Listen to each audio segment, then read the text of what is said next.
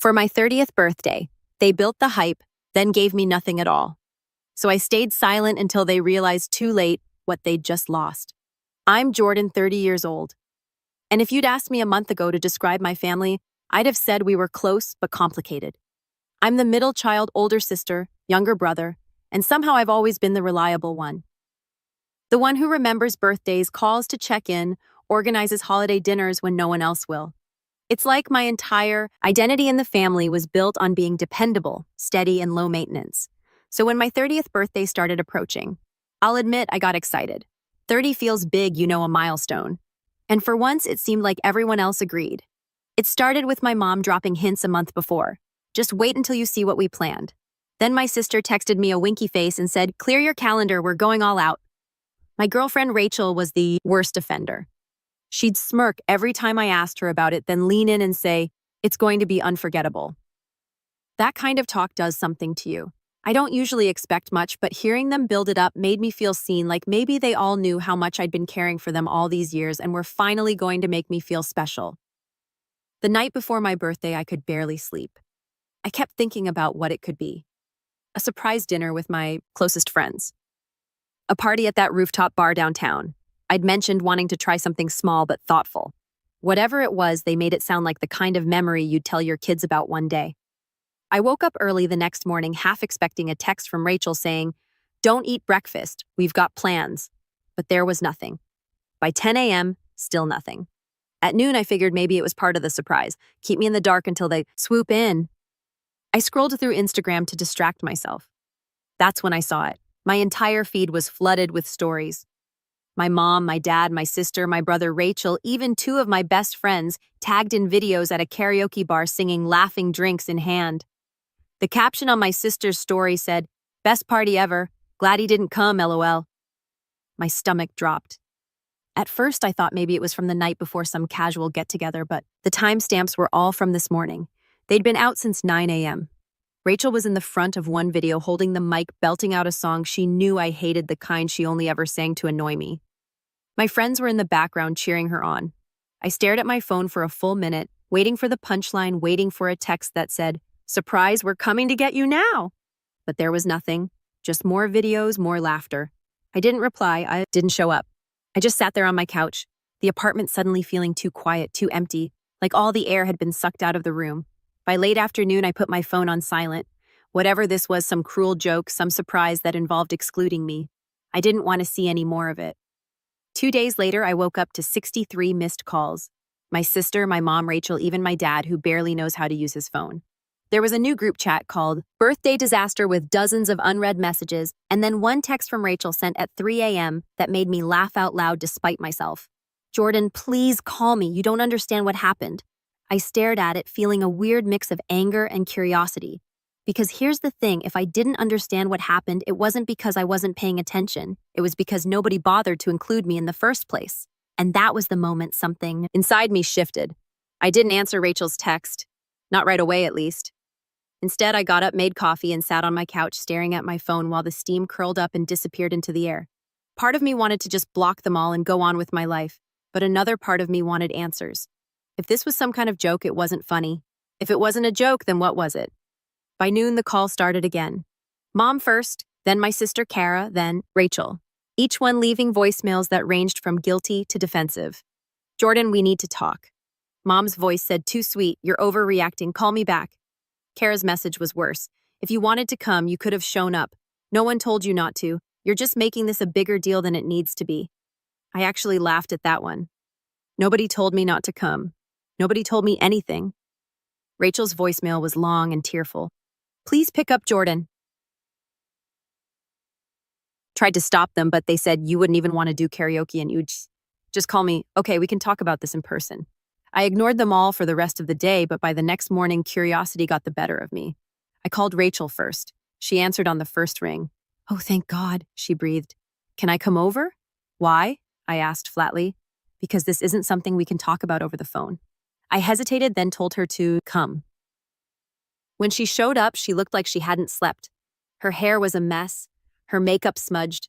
She stood in the doorway holding a coffee for me like a peace offering. "Start talking," I said, not taking the cup. Rachel sank onto my couch and buried her face in her hands. It wasn't supposed to be like that, she said. Your mom and Kara wanted to do something spontaneous and fun.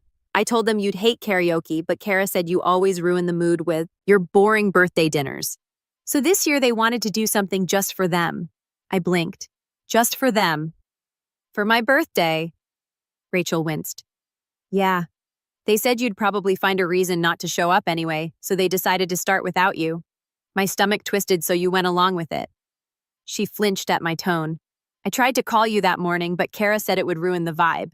And then once we were there, they kept saying you'd get mad if we called. So, you didn't call? I finished for her. Rachel looked down at her hands.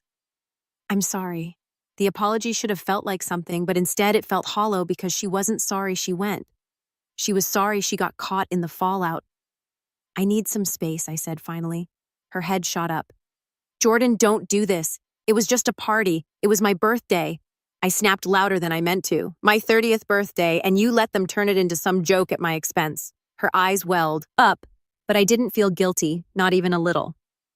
After she left, I sat there for a long time, just simmering. By the weekend, I couldn't stand it anymore. I drove to my parents' house rehearsing what I'd say in my head. Mom answered the door smiling like nothing happened. Jordan, finally, we were starting to think you were holding a grudge. I am holding a grudge, I said, stepping past her into the living room. Dad was on the couch. Kara perched next to him, grinning at her phone. Jordan, Dad said in that tone that's supposed to sound patient but actually just sounds dismissive. You need to let this go. We didn't mean to hurt your feelings. You threw a party without me. Kara rolled her eyes. You make it sound so dramatic. We figured you'd rather stay home than go to karaoke. You hate that stuff. That's not your call to make, I shot back. Well, maybe if you actually showed up to family stuff more often, we'd know what to plan for you, Kara said with a little smirk like she'd just scored a point. I stared at her stunned. I'm the only one who shows up to family stuff, I said slowly. Who do you think organized Dad's retirement dinner or paid for the cabin at Christmas when your card accidentally declined or stayed up all night baking a cake for Mom's last birthday because the bakery messed up the order? Kara flushed but didn't say anything. Mom sighed dramatically. Jordan, no one is saying you don't do things for us, but you take everything so personally. This was supposed to be lighthearted. You could have just come and joined us. They literally wrote, glad he didn't come, Lowell, I said. Mom waved a hand. Kara was joking. Kara grinned. It was funny. And that was it. Something in me just went quiet. I left without another word, drove home, and didn't pick up the phone for days. That's when things got worse. I found out through a mutual friend that Kara had been telling people I'd thrown a tantrum over the party, that I was too sensitive and made everything about me. And apparently, Mom had been defending her, saying, Jordan's always been a little dramatic. The kicker, Rachel started hanging out with them without telling me. I saw her tagged in more Instagram posts. Brunch with Kara. Why night with my mom laughing like nothing had happened. I didn't confront her. Not yet. I just watched, waited, and let the anger settle deep in my chest like wet cement. Then a week later, I got a text from Mom. Family dinner on Sunday. Don't be late this time. No apology, no acknowledgement, just an expectation that I'd show up like always. I stared at it for a long time, feeling that shift inside me again. Bigger this time, heavier. Because for the first time in years, I didn't feel guilty at the thought of not going. In fact, I started wondering what would happen if I didn't just skip dinner, if I stopped being the reliable one altogether. I didn't go to the Sunday dinner. I didn't even text to say I wasn't coming. Instead, I spent the evening sitting on my balcony with a beer, listening to the city noise, and wondering when exactly I'd stop being part of my own family. Around 9, my phone lit up. It was Kara. I let it go to voicemail, then Rachel, then Mom. I didn't answer any of them. When I finally checked my messages, there was one from Rachel that made my jaw clench. If you're going to act like this, maybe we need a break. I can't keep being caught between you and your family. Caught between us. She'd been on their side since the karaoke bar. I didn't reply. The next day, I found out why they'd been so desperate for me to show up. I was at work half-heartedly answering emails when I got a call from my cousin Matt. We don't talk often, so it caught me off guard. Hey, man, he said cautiously. Listen, I don't know if you've heard yet, but your parents made a pretty big announcement last night. I frowned. What kind of announcement? He hesitated. They said they're redoing their will. They're leaving the lake house to Kara. I sat up straighter. What? You didn't know? Matt asked. No, I didn't know, I said slowly. They didn't say anything to me. Matt whistled softly. Yeah, they made a whole speech about it. Said, Kara deserves it because she's the only one who still values family traditions. People clapped. It was awkward. My chest felt tight. The lake house wasn't just a piece of property. It was where we'd spent every summer growing up. Where Dad taught me to fish, where I scraped my knee so badly Mom had to carry me back to the cabin. Where we had bonfires and sang badly out of tune under the stars. It was ours. All of ours. I left work early and drove straight to my parents' house. Mom was in the kitchen when I got there, humming to herself like nothing was wrong. Jordan? She said, surprised. You should have been here last night. Why didn't you tell me you were leaving the lake house to Kara? I cut in. She blinked. Oh, you heard about that? Yes, I heard about that, I snapped.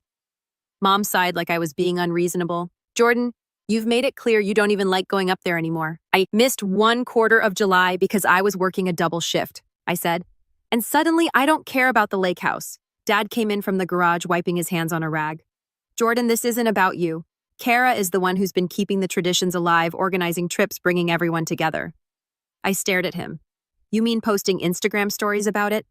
Kara chose that moment to walk in holding an iced coffee. Oh, good, you heard, she said, smiling smugly. Honestly, I'm glad. Now we can skip the awkward conversation. I turned to her, incredulous.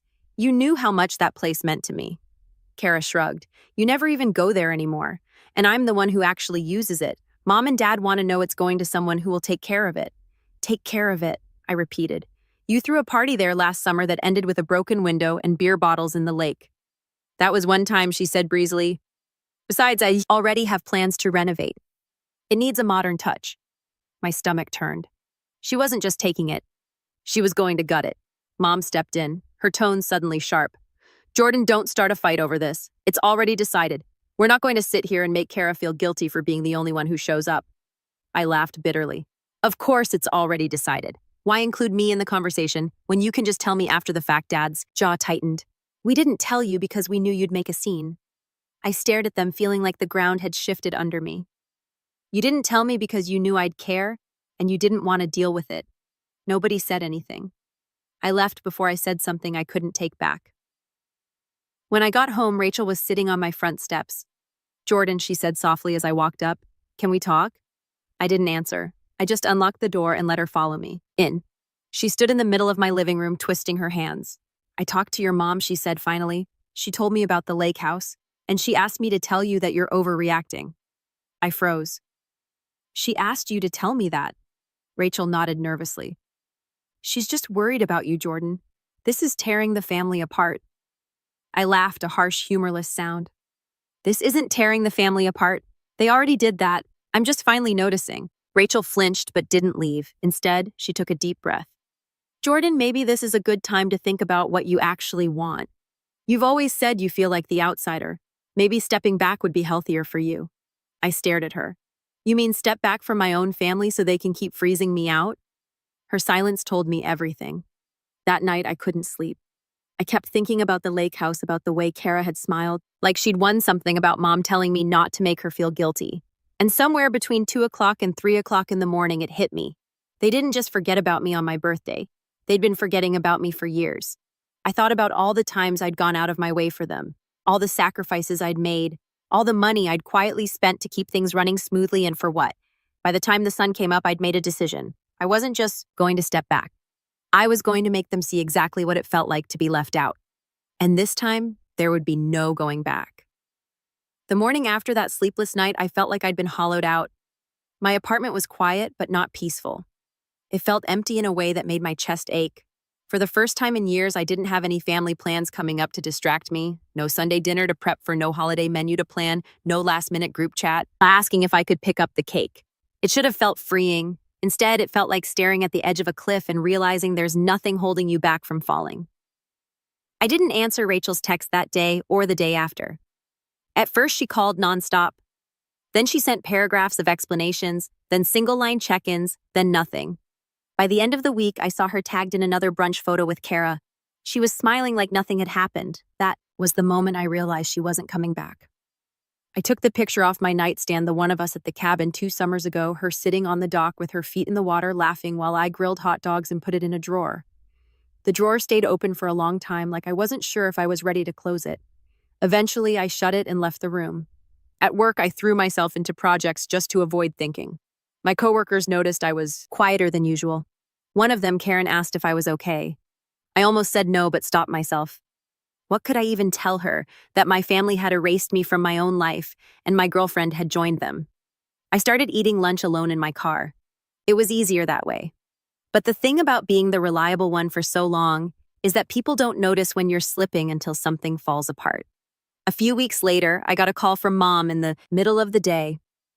"Jordan, the dryer stopped working again," she said without preamble. "When can you come look at it?" I stared out the office window, gripping my phone tighter. "I can't," I said flatly. There was a pause. "What do you mean you can't?" "I mean, I'm busy," I said. "Call a repairman." Another pause. "Jordan, that'll cost money. Your father's busy this week and Kara doesn't know how to fix it." "Not my problem," I said and hung up before she could respond.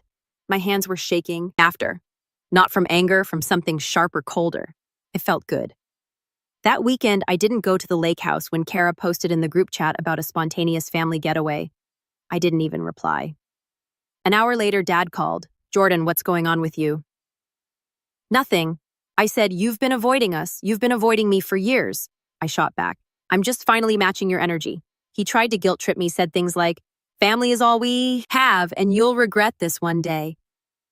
But all I felt was this quiet clarity, like someone had taken earplugs out of my ears and I could finally hear myself think. I didn't show up. That was the first weekend I'd spent entirely on my own in years. I ordered takeout, cleaned my apartment, reorganized my closet, and sat on the couch listening to music until late. I kept waiting for that crushing loneliness to hit again, but instead there was this strange growing calm. A week later, Kara posted photos from the lake house, smiling selfies, fancy cheese boards, captions about family time with heart emojis. Underneath, people commented things like, "Where's Jordan?" and "missing one sibling." Kara replied to one, "He's too busy being dramatic, LOL." I didn't comment. I didn't DM her. I just screenshotted it and saved it to a folder on my phone. I started saving a lot of things. Screenshots, receipts, texts. Not for revenge. Not yet. Just to remind myself I wasn't imagining this. Meanwhile, the family group chat kept buzzing. When I didn't respond, Mom sent guilt-ridden messages like, "We love you, Jordan. Please don't shut us out." Then 2 minutes later, Kara would write something snide about how I was acting like a martyr. Rachel finally texted me one night, "I'm moving my stuff out tomorrow. I think this break is permanent." No apology, no conversation, just that. I stared at it for a long time. Then I wrote back, "Okay." She showed up the next day while I was at work, grabbed her things, and left my spare key on the counter. That night, I sat in my now half-empty apartment, looked around, and realized I didn't feel heartbroken. I felt relieved because for the first time in years, I had no one to take care of but myself. And as that thought settled, another one crept in. Quiet at first, then louder. If they wanted to treat me like I didn't matter, maybe I should show them what it actually looks like when I'm not there. Over the next month, I stopped doing things they'd never even realized I did. I canceled the yearly cabin rental I'd already put a deposit on for Christmas. I told the family accountant to take my name off the shared emergency fund I'd been contributing to since college. I stopped sending reminders about birthdays and paying for last-minute gifts from all of us.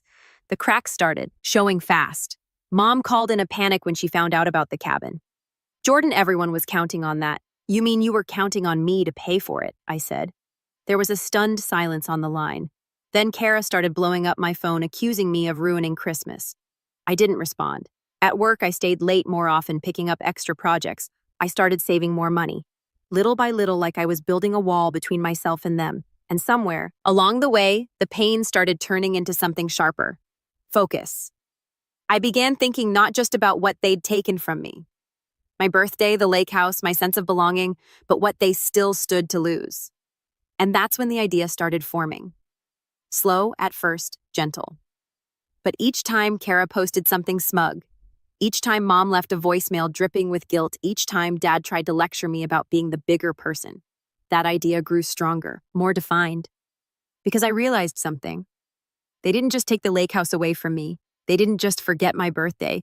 They'd built their entire dynamic around me, quietly holding everything together. And if I was gone, really gone, everything would start to collapse. And maybe, just maybe, I wanted to be there to watch it happen. When you've been in survival mode for years, learning to live for yourself feels almost foreign. The first few weeks after I cut back on family obligations, I kept expecting someone to text me and say, "Okay, joke's over, come back now." But they didn't. And that silence gave me room to breathe. I started spending my weekends differently, trying new restaurants, meeting up with coworkers for trivia night, even going on a hiking trip I'd been putting off for years because there was always family stuff to take care of. For the first time, I noticed how much of my life had been shaped around accommodating other people's needs. My calendar was almost suspiciously empty, and instead of feeling guilty about that, I started filling it with things I actually wanted to do. I signed up for a woodworking class I'd been eyeing for months. By the end of the first session, I'd already started sketching out plans for a coffee table I wanted to build for my living room. I also started focusing more seriously on my job. I'd been a project coordinator for 3 years, content to fly under the radar and keep the trains running on time. But now that I wasn't spending my nights and weekends smoothing over family drama, I had the bandwidth to take on more responsibility. When my boss mentioned a high-profile project coming down the pipeline, the kind of thing that could make or break a career, I volunteered before anyone else could. "Are you sure you want this?" my boss asked, eyebrows raised. "It's a lot of work." I nodded. I'm sure that project turned out to be exactly what I needed. It was stressful, yes, but I was good at it, really good. I stayed late when I had to coordinate it between 3 different departments and kept everyone on schedule. For the first time in months, I felt capable. 2 months later, I was sitting across from my boss in a corner office as she told me I was being promoted. "You've proven yourself," she said with a rare smile. "Frankly, I don't know how we managed before you took over this project." The promotion came with a raise, a big one. I celebrated by buying myself something small but meaningful, a leather-bound journal. Not to write about my feelings. I wasn't quite there yet, but to start jotting down ideas. And in that journal, a new section slowly started taking shape. One labeled simply Lake House. Meanwhile, the family group chat was slowly unraveling without me. I knew because I muted it but didn't leave. Every now and then I'd scroll through, watching the chaos unfold. Kara tried to organize another family weekend at the lake house and got mad when no one responded for 2 days. Dad complained about having to fix the leaky roof by himself. Mom started asking who was bringing what food for Easter and got silence in return. It turns out when you spend years training one person to hold the family together, nobody else knows how to do it when that person steps back. I didn't gloat, not outwardly, but there was something satisfying about seeing the cracks get wider. Then came the summer barbecue, the first one I didn't organize. Usually I'd be the one sending out invites, arranging food, setting up the grill, making sure we had enough chairs. This time I stayed home. At around 7 p.m., I got a text from Matt, my cousin, with a blurry photo of Dad standing over a smoking grill looking stressed while Kara sat on the deck scrolling through her phone. "Wish you were here, man." Matt wrote, "This is a disaster." I smiled and put my phone down. That night I wrote another note in my journal. "They're starting to notice." As the months passed, my apartment started to feel less like a temporary space and more like a home. The coffee table I built sat proudly in the center of my living room. I upgraded my couch-bought art for the walls. For once, everything around me felt like mine, not something I'd inherited, not something that came with strings attached, just mine. And with every new thing I built for myself, every paycheck I put toward my savings, instead of bailing someone out of a financial mess, I felt stronger. When Christmas rolled around, the group chat was unusually quiet. Normally, I'd be fielding 20 messages an hour about who was bringing dessert or who had to pick up Grandpa from the airport. This time, Kara sent a single message 3 days before Christmas. "Whose house are we using?" Nobody responded for half a day. Then Mom wrote, "Jordan usually books the cabin." "Jordan's not talking to us," Kara wrote back. And then there was silence. I spent that Christmas at a cabin, but not the usual one. I rented a different one for myself just outside town. I built a fire, made hot cocoa, and read a book by the window while snow fell outside. I didn't post a single picture. That was the moment I realized I wasn't just surviving anymore. I was thriving. And that journal, the one labeled Lake House, the pages were filling up fast. Plans, ideas, notes about property laws, conversations. I'd overheard when I was younger about how Dad structured the deed questions. I could ask the right people if I chose to, because the truth was, I'd stopped wanting them to apologize. At this point, I wanted something else entirely. Something bigger, something that would make them sit up, pay attention, and finally, understand what it meant to treat me like I didn't matter. And the more I thought about it, the clearer the path became. It wasn't just about getting even anymore. It was about making sure they could never do this to me or anyone else again. The day everything clicked started like any other. I was sitting in my office sipping coffee and flipping through some paperwork when my boss stopped by my desk and said, "Jordan, you're good with logistics, right? Need someone to handle the vendor contracts for next quarter." I agreed, thinking it would just be another line on my growing resume, but that project turned into something far more valuable. It put me in touch with a real estate lawyer we used for one of our company's property leases. After a few meetings, I started casually asking questions. Nothing specific at first, just general things about deeds, title transfers, and inheritance law. He was happy to talk. "Shop over coffee one afternoon," he said. "It's amazing how many families get torn apart over property. You'd be surprised how often people fight over lacus."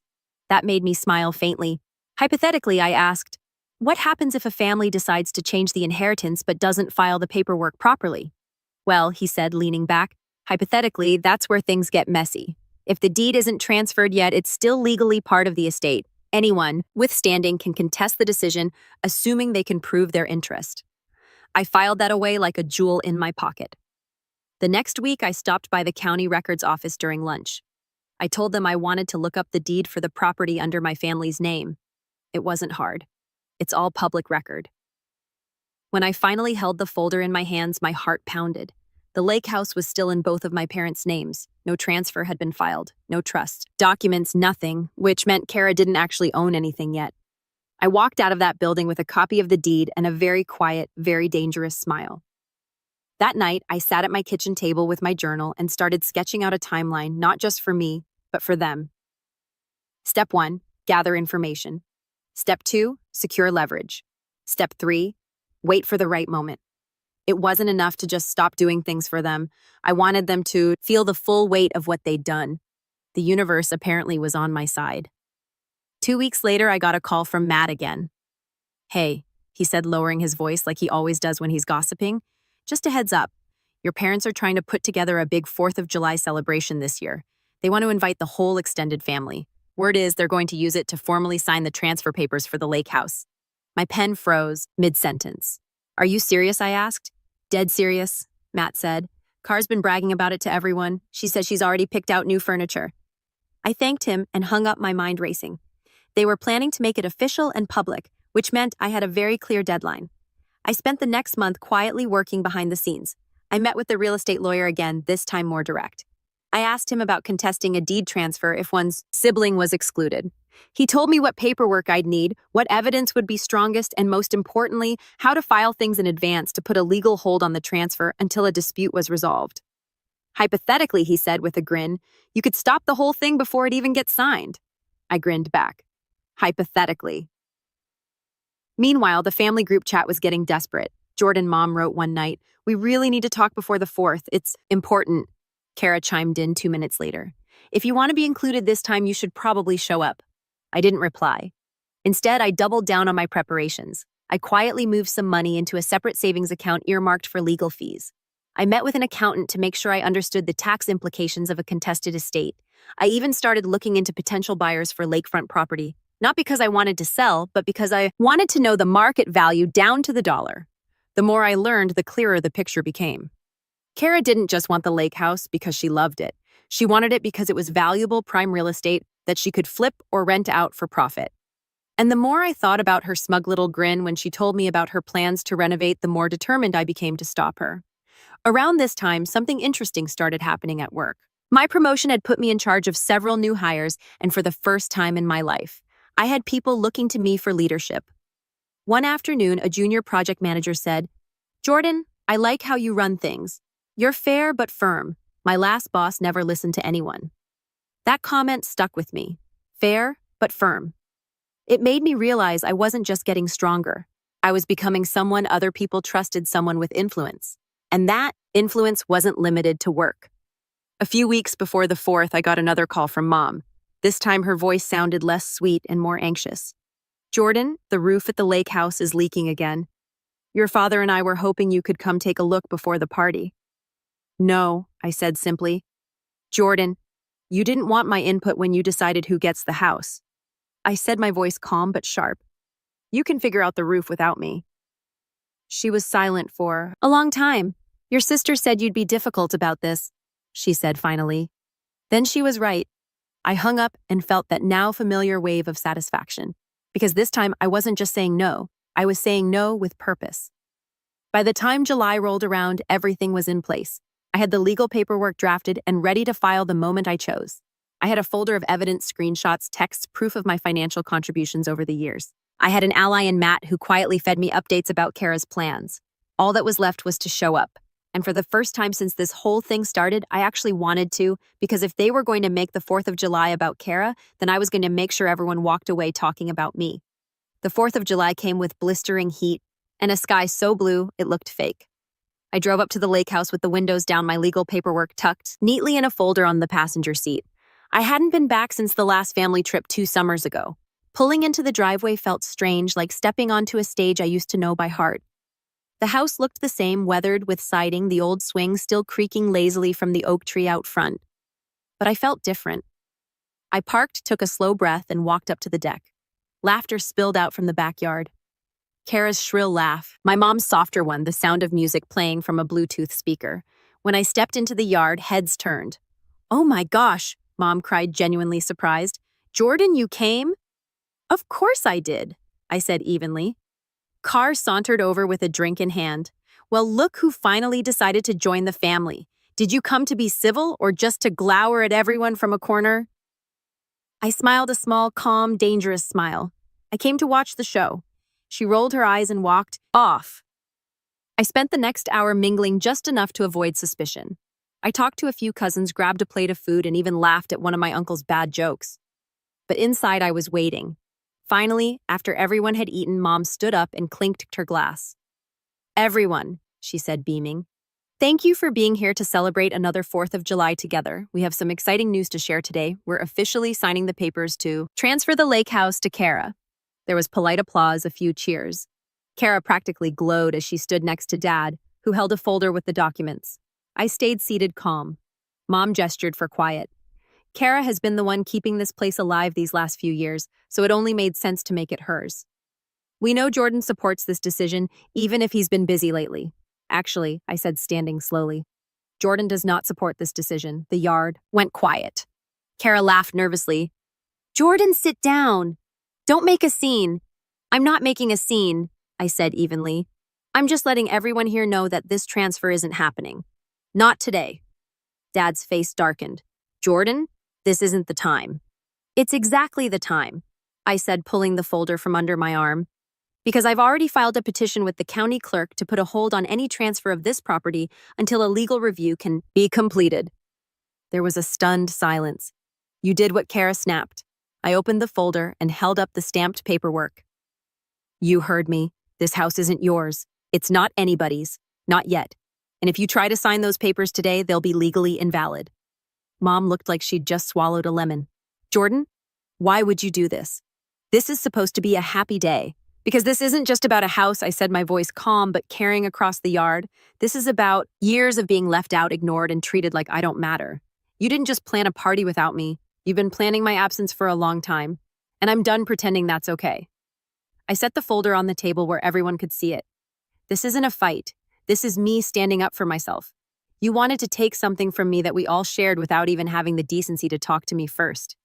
That ends today." Kara's face was red. "Now you can't just stop this because you're mad. You don't even care about this place." I met her glare. "If I didn't care, I wouldn't be here, and I wouldn't have spent the last 2 months preparing to make sure this place stays exactly what it's supposed to be, a family lake house, not your personal vacation rental, not your Instagram backdrop." There was a murmur from the crowd. A few cousins nodded. Mom tried to regain control. "Jordan, you're overreacting. This is ridiculous. You can't hold the whole family hostage because you're upset." I stepped closer, lowering my voice just enough that only she and Dad could hear. "I have receipts of every dollar I've ever spent to maintain this house. Repairs, groceries, deposits for trips you never reimburse me for. If you want to play fair, I'll take my share of the property value and walk away. If you want to push me out, I'll see you in court." Dad's jaw tightened. Mom's hand flew to her mouth. Kara sputtered. "You wouldn't." I cut her off. "Try me." The silence that followed was delicious. Finally, Dad cleared his throat. "We'll revisit this discussion." "Good," I said simply, and sat back down like nothing had happened. For the rest of the afternoon, the mood was tense. The Bluetooth speaker played on, but no one was singing anymore. Kara sulked on the deck, shooting me daggers. Mom kept whispering to Dad, who looked like he had a headache. I stayed until sunset, then packed up and left without another word. On the drive home, I felt lighter than I had in months. Not because the fight was over. It wasn't, but because for the first time I wasn't on the defensive. I was in control. And judging by the flurry of texts that started blowing up my phone before I even made it back to the city, they knew it too. By the time I got home from the lake house that night, my phone was practically buzzing off the table. I didn't answer any of the calls, but I read every text. Mom's first message was almost pleading. "Jordan, you didn't have to do that in front of everyone. We could have talked privately." Then Kara came in. All caps, "You humiliated me. I hope you're happy. Everyone thinks I'm greedy now." Dad's message was short and sharp. This was childish. "Call me tomorrow." I didn't reply to any of them. Instead, I poured myself a drink, sat down on the couch, and let the quiet sink in. For the first time, I wasn't the one scrambling to fix everything. Over the next few days, the fallout spread like wildfire. Matt texted me again. "Bro, people haven't stopped talking about what you said. Half the cousins are on your side." Uncle Ray told Kara she should be ashamed. Apparently, Kara had spent the entire next morning calling relatives trying to spin the story. She told them I was being dramatic and holding the house hostage. But since I'd calmly laid out the facts in front of everyone, including my years of financial contributions, her version didn't hold up. Even people who usually stayed out of family drama started weighing in. My aunt sent me a long email thanking me for speaking up and saying she always thought it was unfair how much I did for everyone. Meanwhile, Kara's perfect image was starting to crack. She'd already started ordering new furniture for the lake house, bragging about it online, and when she had to cancel the orders, people noticed.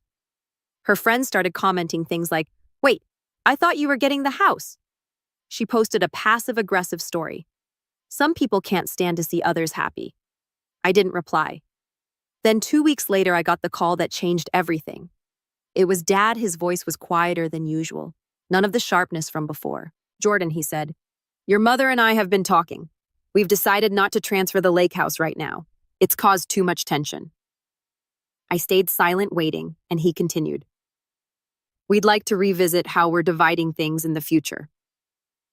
"You were right. We should have involved you in the discussion. You've done a lot for this family." For a moment, I didn't say anything. Then I said, "I appreciate that." Mom got on the line then. "Jordan, I'm sorry," she said quietly. "Not just for the house, for the party, for everything." I closed my eyes, letting the words settle. It wasn't perfect. It didn't erase what happened, but it was the first time they'd ever actually said sorry. I agreed to meet them for dinner, just the three of us. When I arrived, they looked smaller somehow, like the fight had taken something out of them.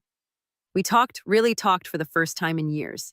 They admitted they'd taken me for granted, relied on me too much. I didn't rush to reassure them. I let the silence stretch until they had to sit with it. And then I told them calmly that I'd still be filing paperwork to make sure my share of the lake house was legally protected, not to punish them, just to make sure this never happened again. Dad nodded slowly. "That's fair." Kara, of course, was another story. She cornered me after dinner a few nights later outside my apartment. "You ruined everything," she hissed. "Do you have any idea how embarrassing this has been for me?" "Yes," I said simply. "That was the point." She blinked, stunned. "You think this makes you the bigger person?" "No," I said, meeting her glare. "It makes me the person who finally stopped letting you walk all over me." She stormed off without another word. The next time I saw her was at Thanksgiving months later. She barely made eye contact. Mom and Dad were on their best behavior, and for the first time in years, the dinner felt balanced. Nobody asked me to carve the turkey or run out for forgotten cranberry sauce or stay late to clean up. They managed it themselves. As I got up to leave, Dad stopped me at the door. "You know," he said quietly, "things are different now, but maybe different is what we needed." I nodded. It was walking to my car. I felt a strange mix of sadness and relief. Things weren't back to normal. They never would be, but they were better because now they knew where I stood. And as I started the engine, I glanced at the folder still in my glove compartment, the one with the deed copy and the legal hold paperwork, and smiled, because the next time someone thought about leaving me out of the picture, they'd remember this summer and they'd think twice. And that was the final shift.